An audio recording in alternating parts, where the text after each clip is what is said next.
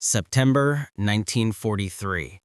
Somewhere over occupied France, a Luftwaffe pilot spots it climbing far below, a massive American fighter, lumbering through the sky like a flying brick. He laughs into his radio, calls it out to his wingman. Easy prey. The FW-190 rolls into a dive. Speed building, confidence absolute. This is what they do. This is what they've always done. He lines up the shot, finger tightening on the trigger, ready to add another kill marking to his fuselage. But something's wrong. The American doesn't break, doesn't panic, doesn't dive away like the others. Instead, it rolls, hard and fast, impossibly fast for something that size. Then it drops like a stone, accelerating beyond anything he's ever seen. Before the German pilot can process what's happening, the American is below him, pulling up, and suddenly the sky erupts. 8 50-caliber machine guns open fire simultaneously, and the sound isn't just noise, it's violence made audible. His wingman's aircraft disintegrates. 1 second it's there, the next, it's metal confetti tumbling through smoke and flame. The German pilot brakes hard, heart hammering, mind reeling. What just happened? What is that thing? How did a plane mocked as slow, heavy, and hopeless become the monster that terrified the Luftwaffe and ripped their air strategy apart? How did American engineers turn a flying embarrassment into a killing machine so feared that German pilots would rather avoid combat than face it? This is the story of how the underdog became the hammer and how hubris became the Luftwaffe's downfall. This is the story of the Republic P-47 Thunderbolt.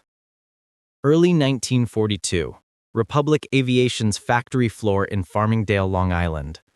The prototype sits there under harsh fluorescent lights, and it's ugly. Genuinely, objectively ugly. It's massive. The largest single-engine fighter anyone's ever built.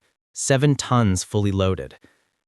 Pilots walk around it, shaking their heads. One test pilot looks at the bulbous nose, the enormous fuselage, the ridiculous size of it all, and mutters what everyone's thinking.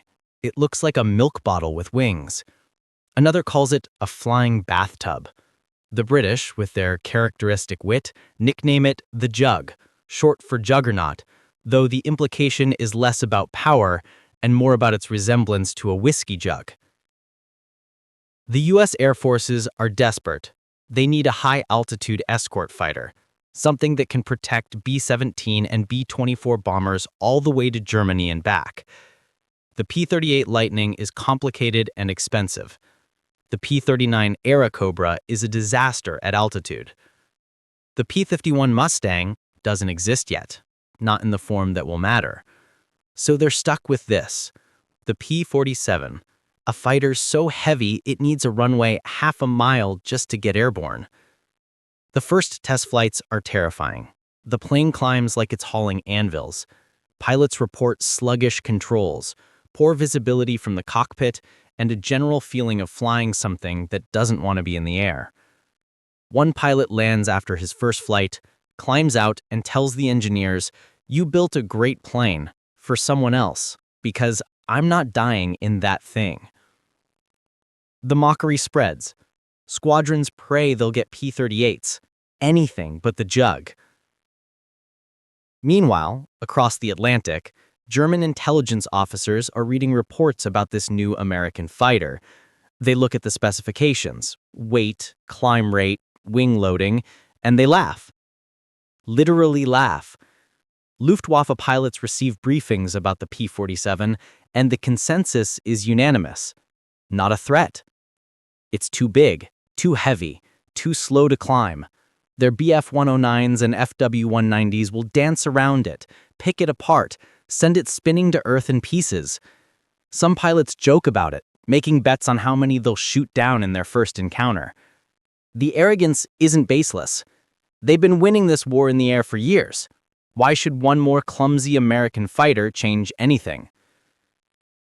But inside Republic Aviation, inside cramped offices and on factory floors where men work 18-hour shifts, there's something else happening. Desperation. Determination. A refusal to accept failure. The engineers know what everyone's saying about their airplane. They know the pilots hate it. They know the Germans are laughing. And they know something nobody else does yet. Buried inside that ugly fuselage is a piece of technology that will change everything. The Pratt & Whitney R2800 Double Wasp.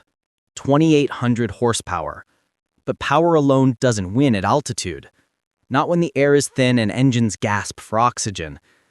That's where the turbocharger comes in. Not a supercharger. Those are common.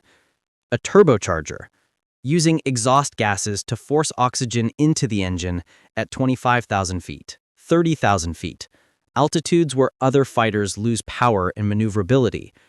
It's brilliant in theory. In practice, it's a nightmare. The turbocharger overheats constantly. Exhaust manifolds crack. The turbine wheel spinning at 60,000 RPM sometimes decides to explode, sending shrapnel through the engine compartment.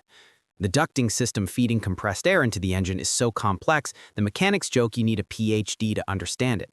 Engines catch fire during tests. One test pilot barely escapes after flames engulf the cockpit at 8,000 feet. Engineers sleep on the factory floor, too exhausted to go home, too obsessed to stop. One engineer, a man named Alexander Cardvelli, the chief designer, works himself into exhaustion, fixing problem after problem. The inlet ducts are redesigned.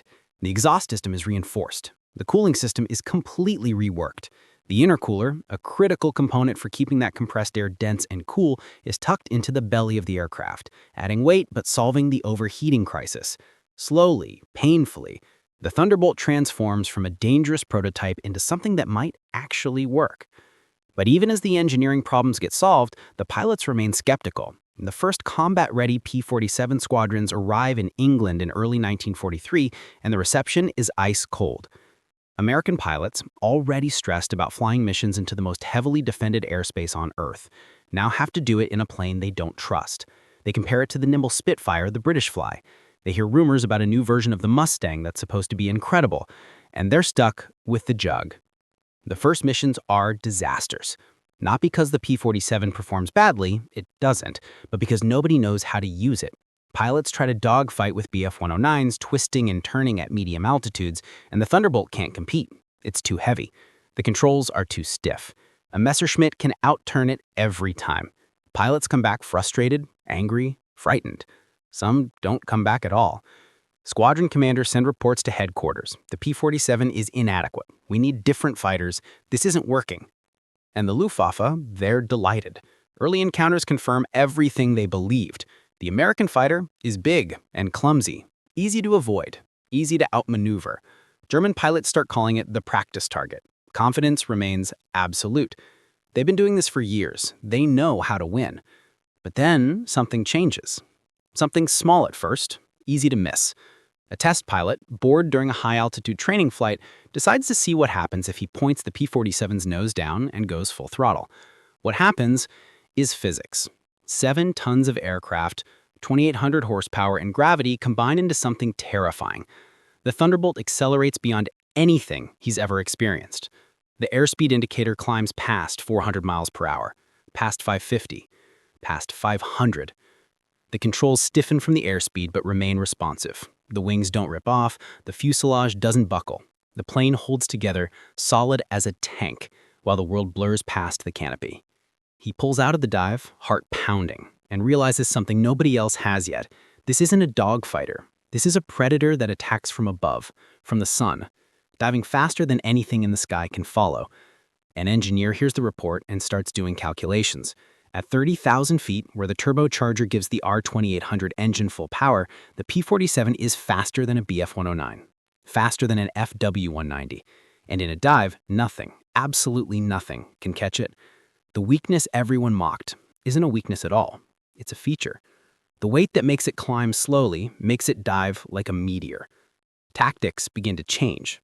Squadron commanders who understand physics start teaching their pilots differently. Don't dogfight. Don't turn with them. Stay high. Use the altitude the turbocharger gives you. See them first, dive on them fast, hit them with everything. Then use your speed to climb back up before they can respond. Boom and zoom. Energy fighting. The P-47's true nature begins to emerge. And then comes the day everything changes. Spring 1943. A small formation of P-47s escorting bombers over Belgium encounters a larger force of German fighters climbing to intercept. The Americans have altitude. The German pilots see them and assume it's another easy fight. Outnumbered American jugs won't stand a chance. They climb aggressively, confident. The P-47s dive. Not a retreat, a coordinated attack. 4 Thunderbolts drop from 28,000 feet, accelerating to speeds the Germans didn't think possible. Before the German pilots can react, the Americans are among them, and 850 caliber machine guns per aircraft open fire. The sound is apocalyptic. The effect is devastating. In seconds, 2 Bf-109s are falling, one completely engulfed in flames, the other shedding parts as it spins. The P-47s blow through the German formation, use their speed to extend away, then climb back to altitude using energy the Germans can't match. A third pass, another kill. The Luftwaffe breaks, scattering, trying to escape. But the Thunderbolts have altitude, speed, and pilots who finally understand what they're flying. It's not a massacre. The Germans are too skilled for that. But it's a victory. A decisive, unmistakable victory. The American pilots return to base, adrenaline still pumping. And for the first time, they're not complaining about the P-47, they're praising it. Word spreads, on both sides. American squadrons start requesting more training in boom and zoom tactics. Pilots who hated the Thunderbolt start to appreciate its strengths. And in Luftwaffe ready rooms across occupied Europe, intelligence reports start arriving that sound very different from the earlier assessments. The big American fighter is not to be underestimated. It is fast in the dive. It is heavily armed. It can sustain damage that would destroy our aircraft and continue fighting. Caution is advised. Caution from the Luftwaffe. The same pilots who'd been joking about practice targets a few months earlier are now filing reports recommending caution. But the true terror of the P-47 hasn't even been unleashed yet.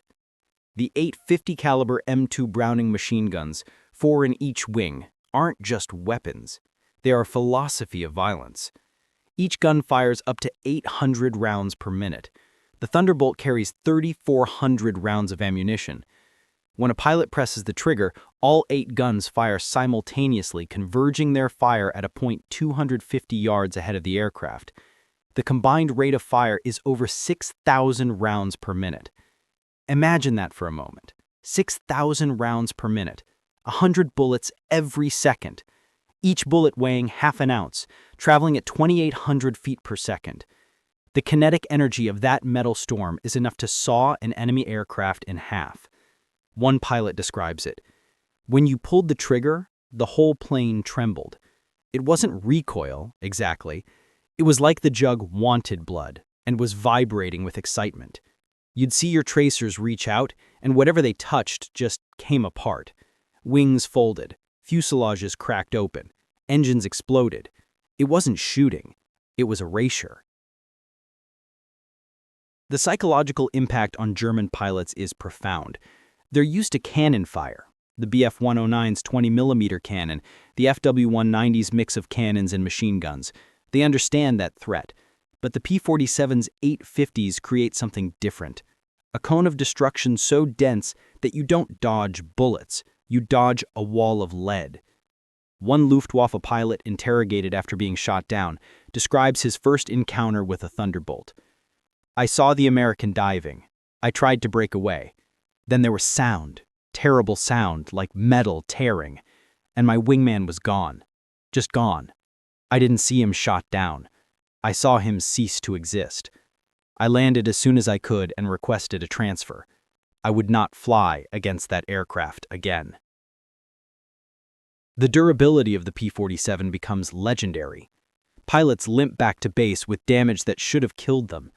One Thunderbolt returns with 3 feet of one wing completely missing, sheared off by cannon fire. The pilot lands it successfully.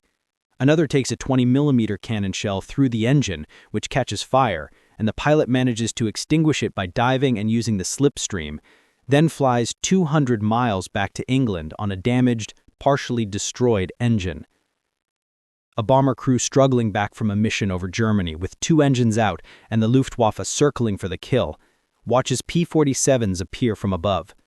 The German fighters scatter immediately. One bomber gunner will later say, "We were dead men. We knew it. Then we heard our escort commander on the radio. Bandits, this is Thunderbolt leader. Break off or die." They broke off. They actually broke off. I cried. I'm not ashamed to say it. Those jugs saved our lives, and when we landed, I found the pilot who said that, and I hugged him. He'd saved 20 men with 12 words. By mid-1943, the P-47 has proven itself as a high-altitude escort fighter. But the engineers and tacticians are already thinking bigger. That rugged airframe, that powerful engine, those 8 guns. What if we use it for ground attack? What if we turn it loose on German armor, trains, supply depots, troops in the open? What if the Thunderbolt becomes a multi-role devastation machine? The P-47 can carry bombs, 2,000 pounds of bombs, or rockets, 10 5-inch high-velocity aircraft rockets, each capable of punching through tank armor, or a combination, bombs, rockets, and those 8 machine guns. The ground attack variant of the Thunderbolt becomes a weapon of absolute terror. German soldiers dug into defensive positions learned to fear the sound of a Pratt & Whitney R-2800. They call it the Yabo terror. Yabo being short for Jagbomber, fighter bomber. The P-47 screams in low, traveling at 350 miles per hour, and the world explodes. Bombs crater roads, rockets turn tanks into burning coffins, machine gun fire rips through trucks, trains, buildings, anything that moves. German veterans of the Eastern Front, men who'd survived years of brutal combat, described the P-47 ground attack as one of the most terrifying experiences of the war. You can't hide from it. You can't fight back effectively. You can only dig in and pray. One German officer writes in his diary, "The American Thunderbolt has become our constant nightmare. In the air, it dominates. On the ground, it destroys everything. We hear the engines and we know death is coming. Some men break, simply break. They refuse to move during daylight. I understand why." The tactical evolution is complete. The P-47 is no longer just an escort fighter. It's a strategic weapon. High-altitude bomber escort, low-altitude ground attack, air superiority missions, tank busting, train hunting. The Luftwaffe has to defend against it everywhere, and they don't have the resources. Fuel shortages cripple their operations. Pilot training programs decimated by years of attrition can't replace losses fast enough. And every time they encounter Thunderbolts, they lose aircraft and pilots they can't afford to lose. By late 1944, the air war over Europe has fundamentally shifted. The Luftwaffe still has skilled pilots, they still have dangerous aircraft, but they've lost the initiative. Allied air superiority is absolute, and the P-47 is a major reason why. Formations of Thunderbolts patrol the skies, hunting for targets. German aircraft that take off are swarmed. German ground forces that move during daylight are destroyed. The entire German war machine is forced into a defensive crouch, operating at night, hiding during the day, bleeding resources it can't replace. The psychological impact is devastating. Luftwaffe pilots, the ones who survive, describe a creeping sense of hopelessness. One veteran pilot, interviewed after the war, explains it this way. In 1943, we still believed we could win. The Americans were learning, but we were experienced. By 1944, we knew we were going to lose. Every mission might be your last. The Thunderbolts were everywhere. You took off knowing you might not land. Some pilots cracked, others became fatalistic. A few became reckless, taking insane risks because they'd already accepted death. The confidence we had at the beginning, gone. Destroyed by mathematics, by logistics, by aircraft like the P-47 that we'd dismissed as harmless. The hubris of 1942, the laughter, the mockery, the easy dismissals, has consequences. The Germans underestimated American engineering, they underestimated American adaptability, they underestimated the industrial capacity that could build 15,000 Thunderbolts and get them into combat. and they underestimated what happens when you give skilled pilots a weapon system that matches their courage. Back in the United States, at Republic Aviation, the engineers who'd worked themselves to exhaustion get reports from the field. Their aircraft, the one that was mocked and doubted, is dominating. It's saving lives. It's winning battles. Alexander Kartveli, the chief designer, reads pilot testimonials and allows himself a moment of pride before diving back into improvements for the next production run.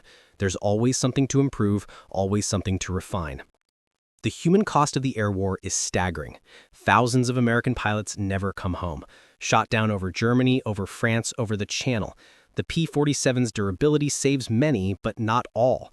For every story of a pilot limping back with catastrophic damage, there's another of a Thunderbolt that took one too many hits and fell from the sky.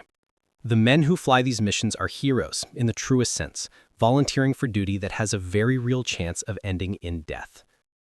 One P-47 pilot in a letter home after completing his tour writes, "Mom, I can't explain what it's like up there.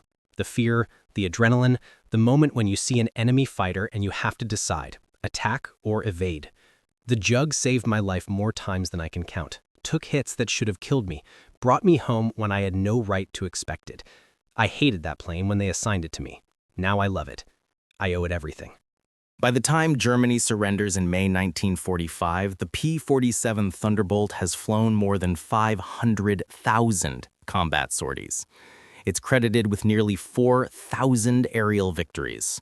It's destroyed thousands of locomotives, tanks, vehicles, buildings. It's escorted countless bombers to their targets and back. It's become one of the most successful fighter aircraft in history. But the true measure of the P-47's impact isn't in statistics. It's in the transformation. The journey from mockery to mastery, from underdog to apex predator. It's in the German intelligence officer who had to file a report in 1944 that directly contradicted his own assessment from 1942, admitting that the Americans had built something formidable. It's in the Luftwaffe pilot who chose to break off combat rather than face a formation of Thunderbolts. It's in the bomber crew who made it home because P-47s were overhead.